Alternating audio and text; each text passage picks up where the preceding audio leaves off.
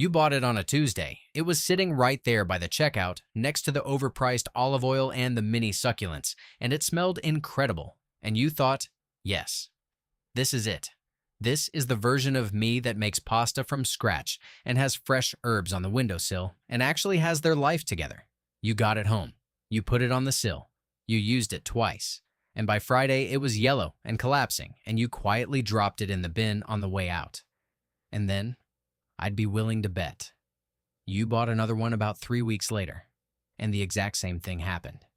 Here's what I want you to know before we go any further. That was never your fault. Not even slightly. That basil was not sold to you as a living plant with a future. It was sold to you as a flavor delivery device with a 2-week shelf life, and the way it was grown, the way all supermarket herbs are grown, basically guarantees it's going to die in your kitchen no matter what you do. More water, more sun, less sun. None of it matters, because the problem starts long before it ever reaches your windowsill. Let me tell you what's actually inside that little plastic pot, because once you see it, you cannot unsee it. What looks like one generous basil plant is actually anywhere from 20 to 30 individual seedlings, all germinated together and crammed into a pot the size of a coffee mug. Like a tin of sardines, every single one of them competing for the same scrap of soil and the same thin slice of light. Roots tangled together in one dense, suffocating clump. Each seedling desperately underfed and overgrown, reaching upward because there's no room to do anything else. The plant isn't struggling because you did something wrong. It's struggling because it was never given a single chance to do anything right. And this is the bit that actually changes everything. You can fix it today. With a bigger pot and a bag of compost, you can take that doomed little cluster and turn it into something that will genuinely grow on your windowsill for months. What you do is pop the whole thing out. Just squeeze the sides of the pot and tip it gently. And what you'll see is a solid mass of roots, so tightly wound, they've basically become one object. That's normal. That's expected. Take that whole clump and lower it gently into a bowl of water, just room temperature, and let it sit for a few minutes. What you're doing is softening the root ball so you can start to tease the individual seedlings apart. And I know tease apart sounds delicate, but honestly, you can be fairly confident here. These roots are tougher than they look, and losing a few in the process is fine. What you're trying to get to is small groups of 2 or 3 seedlings each, with their own little root structure. You don't need to separate every single one. You just need to break the big suffocating mass into manageable clusters. Then each cluster gets its own pot. Something about 10 to 12 centimeters across is perfect, with good compost, a little water, and a spot with decent indirect light. And just like that, you've gone from one dying plant to 5 or 6 plants that actually stand a chance. If you're still here and your basil hasn't completely given up the ghost, hit subscribe, because we go through exactly this kind of thing every week. And there is always something in the next video that will make you say, why did nobody just tell me that sooner? Okay, so now you've got them repotted. Good. That's the foundation. But here's what most people still get completely wrong at this stage, and it's the thing that makes the difference between a spindly plant that fades in a month and a genuinely bushy, productive plant that keeps giving you leaves all summer.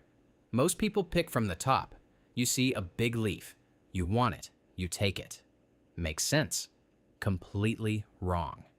What basil actually wants, what it's biologically programmed to respond to, is being cut back to a node. Those little pairs of leaves you can see growing out of the stem lower down, those are nodes, and each one contains 2 dormant growth points just waiting for a reason to activate. When you cut the main stem just above a node, and I mean about half a centimeter above at a slight angle, the plant reads that as a signal, not a crisis, a signal. 2 new stems will appear from that node, usually within a week. 2 stems where there was 1. And when those stems are long enough, you do it again. 2 becomes 4. 4 becomes 8. 1 stem becomes a dense, bushy plant that looks like it belongs in an Italian garden, rather than a dying pot on a radiator cover. The contrast with what most people actually do is stark. Picking from the top encourages the plant to keep growing in one direction, upward, thin, leggy, increasingly unstable.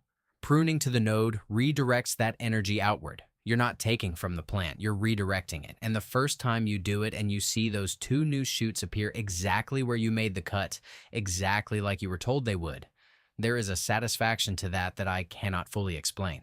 It just works every single time. Before we get to the part where this becomes genuinely infinite, and I do mean infinite, drop a comment and tell me, have you ever managed to keep a supermarket herb alive for more than a month? Because I want to know how many of you are starting from absolute zero here. Right, propagation.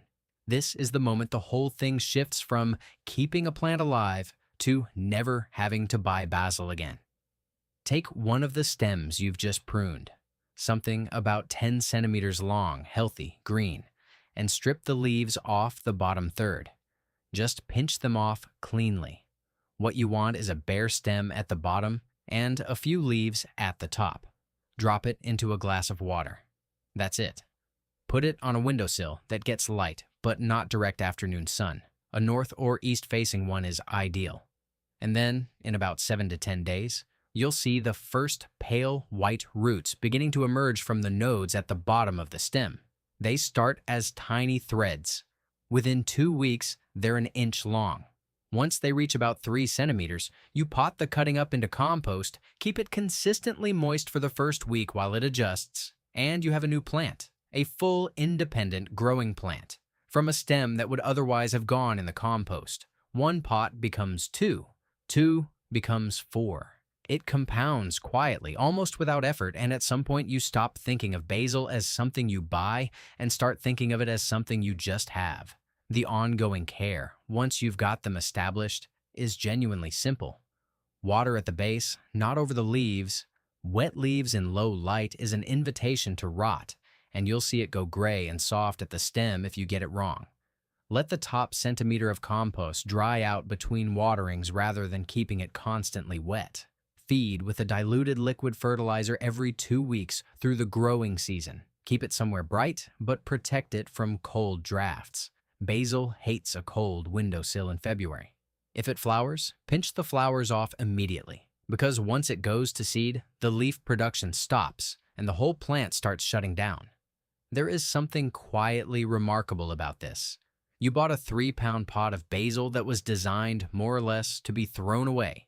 And instead of throwing it away, you understood what was actually wrong, you gave it space and light, and a clean cut in the right place, and now you have a windowsill of plants that will keep going as long as you tend them. That's not gardening in any complicated sense. That's just knowing the one thing the packaging never tells you. The plant was always going to be fine. It just needed someone to actually give it a chance.